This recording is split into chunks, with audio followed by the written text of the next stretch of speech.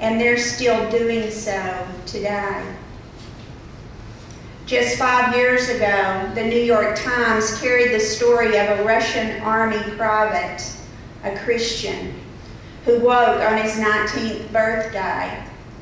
It was his 100th day of captivity by Chechen rebels. He expected to spend the day in the small house that served as a POW dorm, but the rebels surprised him when they took him out of his brick room to a glade. They invited him to convert to Islam. The young Russian soldier refused to forsake his faith. They ordered him to remove the silver crucifix that hung around his neck. He made it when he was a small boy, and he had proudly worn it ever since.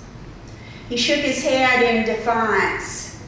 His captors became enraged. The citizens of Moscow now recite a poem in his memory. It is called The Cross, and it goes like this. Pure mountains in the distance, slopes covered in blooms of blue. Refusing to renounce Christ, the soldier of Russia fell, and his head rolled. Blood flowed from the saber, and the red grass whispered a quiet prayer in its wake. This young Russian soldier held fast to his faith, and he suffered a martyr's death. He is only one of many who have made that sacrifice. It may be both the scandal and the tragedy of our time that there is nothing for which people will give their lives. We are so accustomed to comfort and convenience that it would be very difficult for many of us to pay the ultimate penalty for our faith. This may be the real reason and the first reason that Jesus had to die. He couldn't ask his disciples to pay a greater price than he was willing to pay himself. There is a second reason why the cross was necessary. Without the cross, we could not see the destructiveness of sin. A totally innocent man hangs on that cross, a young man. We are always touched by the tragic death of a young person, whether by disease or by accident or murder. Jesus was only 33 when he died on Calvary. Falsely accused, bitterly reviled, and yet guilty of no wrong. A healer and helper, a lover of little children, and a liberator of people imprisoned by their own sin and guilt. A man who knew God intimately enough to address him as Abba, Daddy, and yet never lost his concern for the least and the lowest. Yet there he hangs on the cross of Calvary, and it was sin that put him there. My sin and your sin. That's the nature of sin. Anti-life, anti-health, anti-purpose. Some of you will remember the ancient myth of Ulysses. Ulysses is on his ship trying to make his way home. He knows that he will pass by the Isle of the Sirens, whose voices sing out across the sea in such enticing tones that many sailors are led to their deaths on the jagged rocky shores, never to see home or their destination. Ulysses commands that his men put wax in their ears so that they will not hear those voices and so be led to their destruction. but for himself he's tied to the mast so that he can hear their singing. He commands that none of his orders would be obeyed as long as he was within the hearing of the sirens. The voices almost drove him mad until finally the ship passes by. The voices are stilled, and once more his ears are filled with the voices of his wife and son, with home, with his true destination.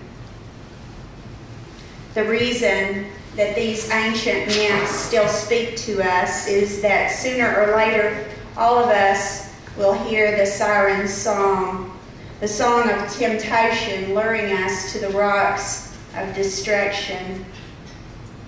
For many of us, sin is a meaningless term, merely bad form. We do not perceive that there is an enemy within our gates, a betrayer within our hearts, a demon within our consciousness that can bring inconceivable tragedy into our lives. We chuckle when someone sings, "I was sinking deep in sin." Whoopee! The cross shows us that sin is no casual matter. Sin is the enemy of our bodies. It is the enemy of our relations with one another and with God.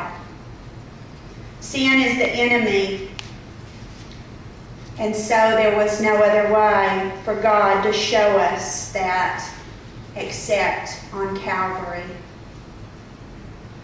But there is one more reason why there's no other way but the cross.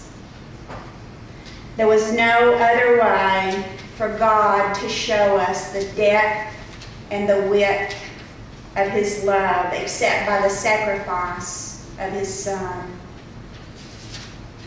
John puts it like this: "And this is love, not that we loved God, but that he loved us and gave his Son to be the sacrifice for our sins." There is something about the cross that speaks to us of God's love for us.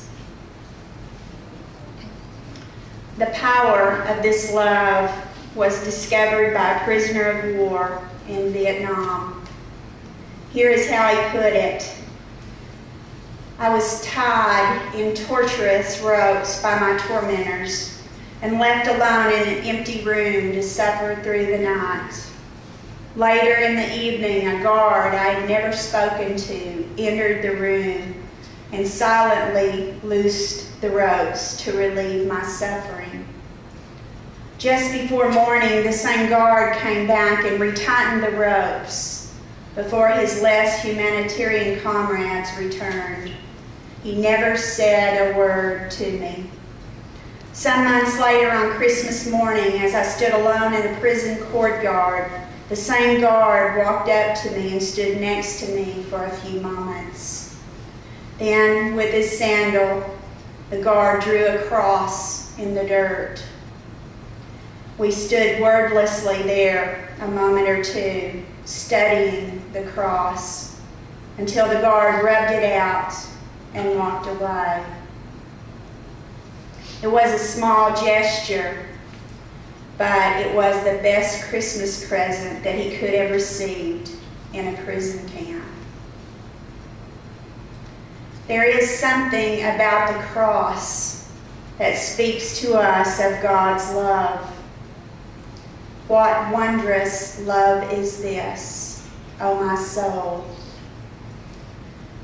writes the poet, "that caused the Lord of bliss to lay aside his crown for my soul, to lay aside his crown for my soul." That's why it had to be. Jesus could not ask his disciples to make a sacrifice that he was not willing to make himself. And there was no other way to reveal the awfulness of man's sin and the awesomeness of God's love.